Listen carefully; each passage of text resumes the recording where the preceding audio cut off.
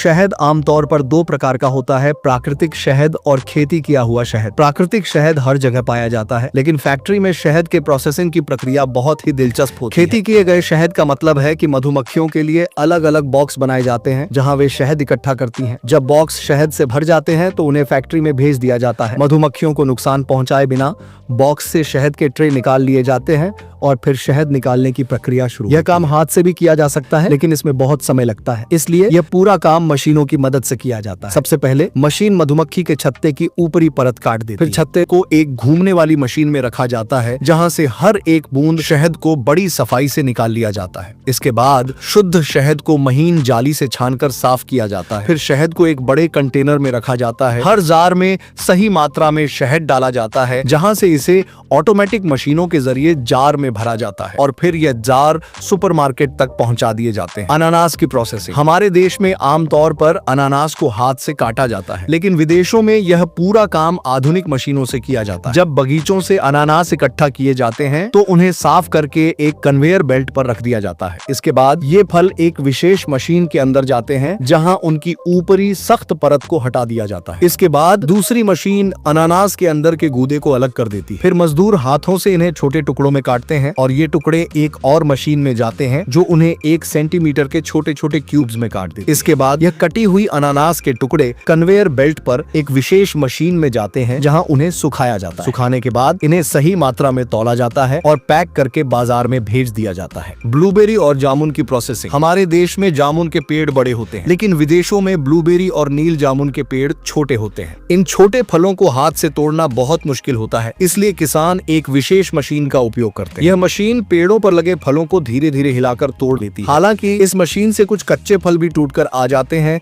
जिन्हें बाद में अलग किया जाता है। फिर इन फलों को फैक्ट्री में भेजा जाता है, जहां सबसे पहले इन्हें एंटीसेप्टिक मिले पानी में अच्छे से धोया जाता है। इसके बाद इन्हें सुखाकर एक चेकिंग पॉइंट पर भेजा जाता है, जहां खराब फलों को अलग किया जाता है। फिर इन्हें सही मात्रा में तौलकर पैक किया जाता है और दूसरे कारखानों में भेजा जाता है। रेडी टू ईट खाने की पैक। हमारे देश में लोग नाश्ते में पराठा और अंडा खाते हैं, लेकिन विदेशों में रेडी टू ईट तुरंत खाने योग्य पैक्ड फूड बहुत लोकप्रिय है। फैक्ट्री में बड़े कुकर में सही मात्रा में चावल और पानी मिलाकर पकाया जाता है। करीब 25 मिनट बाद जब चावल पक जाते हैं तो उन्हें ठंडा करने के लिए कन्वेयर बेल्ट पर फैला दिया जाता है। इसके बाद कंटेनरों में थोड़ी मात्रा में चावल, मांस और सब्जियां रखी जाती हैं। ये कंटेनर एक यूवी लाइट मशीन से गुजरते हैं, जहां इन्हें जीवाणु मुक्त किया जाता है। फिर इन कंटेनरों को सील कर पैक कर दिया जाता है और 3 डिग्री सेल्सियस तापमान में सुपरमार्केट में भेज दिया जाता है। ग्राहक सिर्फ 100 रुपए में इस रेडी टू ईट भोजन को खरीद कर तुरंत खा सकते हैं। रास्पबेरी की प्रोसेसिंग, जो विदेशों में बहुत महंगा बिकता है। ये फल छोटे छोटे होते हैं और ऊपर से अंजीर की तरह दिखते हैं। रास्पबेरी को हाथ से तोड़ना कठिन होता है, इसलिए इनकी कटाई मशीनों से की जाती है। ये मशीन 1 घंटे में करीब 1 बीघा खेत की रास्पबेरी इकट्ठा कर सकती है। इसके बाद इन्हें कैरेट में भरकर फैक्ट्री भेजा जाता है।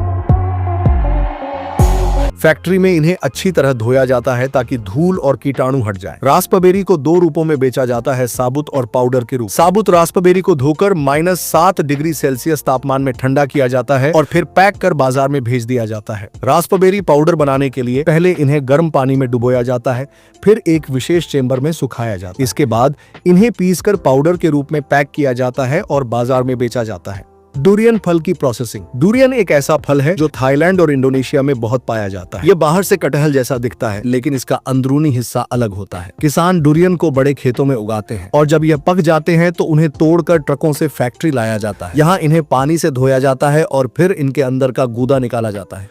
डुरियन का छिलका बहुत कांटेदार होता है, इसलिए इसे काटना मुश्किल होता है। अंदर से निकाले गए गूदे को ट्रे में रखकर -5 डिग्री सेल्सियस पर ठंडा किया जाता है। फिर इस गूदे को छोटे टुकड़ों में काटकर सुखाया जाता है। आखिर में इन टुकड़ों के ऊपर बटर लगाया जाता है और फिर पैकिंग की जाती है। डुरियन को कई तरीकों से खाया जाता है, लेकिन इस प्रोसेसिंग की वजह से इसे स्नैक के रूप में लंबे समय तक स्टोर करके खाया जा सकता है। अगर आप कभी थाईलैंड या इंडोनेशिया जाएं तो सुपरमार्केट में इस खास स्नैक को जरूर देखेंगे। इसका स्वाद भी बहुत लाजवाब होता है। इससे ही जानकारी वीडियो के लिए लाइक एंड सब्सक्राइब करें।